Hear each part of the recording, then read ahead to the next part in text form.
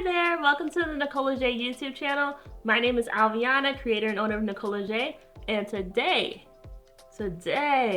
I think this video is an essential to have on the channel. I've been running Nicola J for a little bit over a year, and I have learned a lot. There's some things that I could have learned before I launched my business that would have saved me a lot of time, a lot of stress, and a lot of resources. So today, I'll be telling you 3 things that I wish I knew before I started my candle business. Number 1, you're gonna be testing a lot, and that is okay. When I first started my business, I thought that I was gonna get the wax, the vessel, the wicks, and be done, and that's it, I can launch. But I was wrong. Candle making is a science.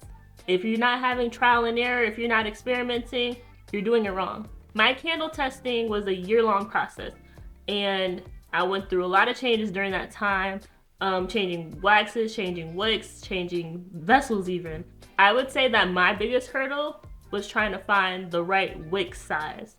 I remember just testing and testing and testing, and I could not figure out what I was doing wrong. I'm like, I'm heating up the wax to the right temperature, I'm pouring at the right temperature, but yet my candle's still tunneling. What am I doing wrong? I believe that you should really focus on making sure your candle performs well, making sure you have the right wick size, because I would hate personally for my customers to get something and it not be the best it could be because of me. So I put a big importance on making sure that my candles perform right, and that when I give it to them, it won't mess up because of me or anything that I did, you know? I put a big importance on that, making sure that I have the right wick size, making sure that my stuff performed the way I wanted it to, making sure it smelled the way I wanted it to. I just say, take your time and experiment, and you need to be testing. This leads to number 2. Number 2, don't spend all of your money on one thing right away. When I started, I just went for it. I was like, let me buy this big old bag of soy wax and let me get 100 wicks and wick clips and let me get this certain vessel and like get 50 of them, let's go.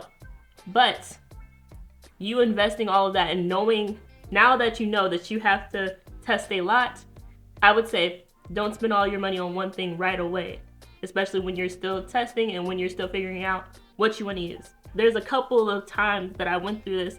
For example, I had bought a vessel, and it was, I thought from the pictures that it was this cute light yellow like vessel that I wanted to use for my business.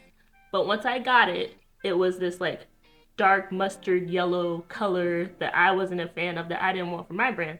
So then I couldn't do anything with it, and it's still sitting in my house today.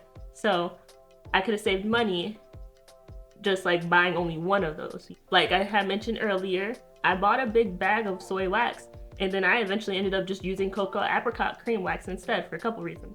And that was another waste of money technically. You're gonna waste some money, especially when you're testing, you're figuring out what you like, but you wanna minimize those costs as much as possible. When you buy things in small amounts. Like even now, when I am trying to figure out what new scent I want to launch, I will buy a little bottle of it. You can see that I get small bottles of fragrance oil just in case I don't like it. I don't want to waste as much money as I would buying one of those, one of the big bottles. The biggest thing is to be able to test while saving at least a little bit of money.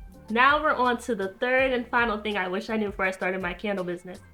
You have to go for it, even if you don't feel ready.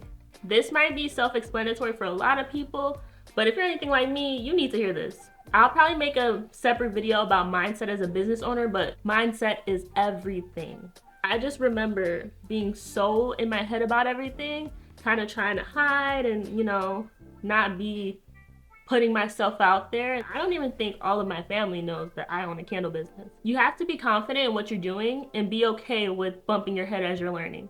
In fact, a lot of people will probably resonate with that as you're learning and growing and, you know, just trying to figure things out. A lot of people will respect what you have going on, and some will even feel connected to you, knowing that you're trying and you're growing, and other people will feel like they've watched you grow and they've been a part of that journey. And to me, that's a beautiful thing. So I'm gonna tell you this now, you're more than capable of doing it.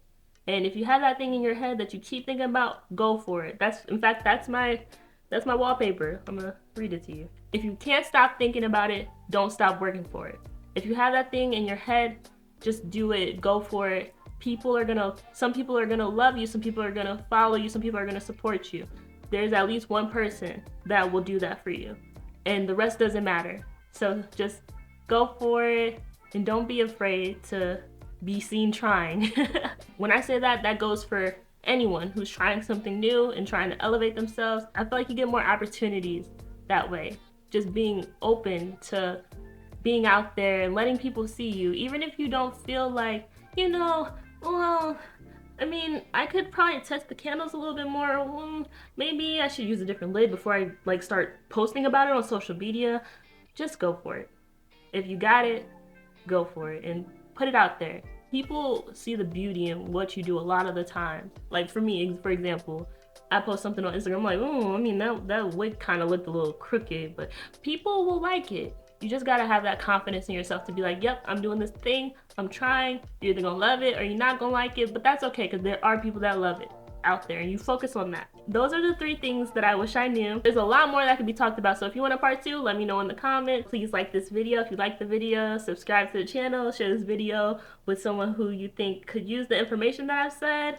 Follow Nicola J on social media. All the links will be in the description down below, so check that out. Also, the Nicola J website. I sell candles and wax melts. If there's any video topics that you'd like me to cover, let me know in the comments. I will be reading them and responding. So I think that's about it. Thank you so much for watching this video. Until next week, bye!